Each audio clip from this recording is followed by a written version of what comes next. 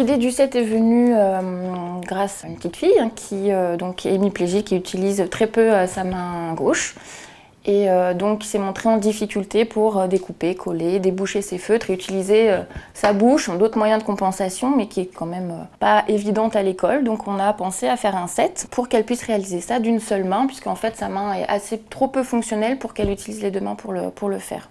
On a essayé de faire participer au maximum son membre supérieur gauche, mais n'étant pas assez fonctionnel, nous avons proposé donc cet outil de compensation pour qu'elle puisse réaliser ses activités. Alors, les éléments qui composent ce set, c'est un calendrier en carton, une planche de contreplaqué d'épaisseur assez fine, de même dimension, et entre les deux, on va fixer 2 boîtes de ricoré découpées,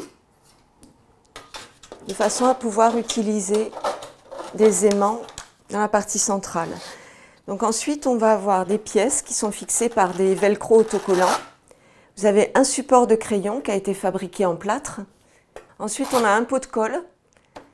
On a une boîte en fer avec couvercle dans laquelle on va ranger les ustensiles, c'est-à-dire des ciseaux, un petit pinceau pour la colle. Et en fait, comme c'est fixé par des velcro, on peut très bien interchanger, c'est-à-dire placer les éléments sur la droite ou sur la gauche, suivant l'utilisateur. Ce qu'on va avoir d'autre, c'est une règle sur laquelle on a fixé une bande magnétique. Et avec les petits aimants qui est à l'intérieur, on peut fixer par exemple une feuille de papier. L'enfant ou l'adulte va utiliser donc les éléments uniquement avec une main.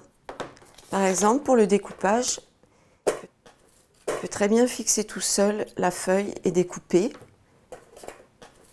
Il peut tirer un trait tout seul avec une règle. Il peut utiliser la colle directement. Il peut prendre les crayons directement. Tout ça avec une seule main.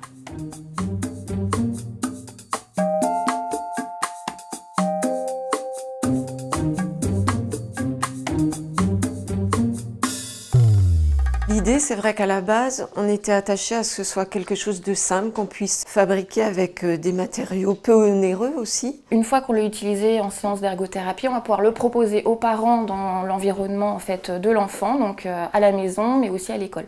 Alors le but, c'est que les parents se l'approprient avec l'enfant et puissent le fabriquer chez eux avec nos conseils s'ils ont besoin.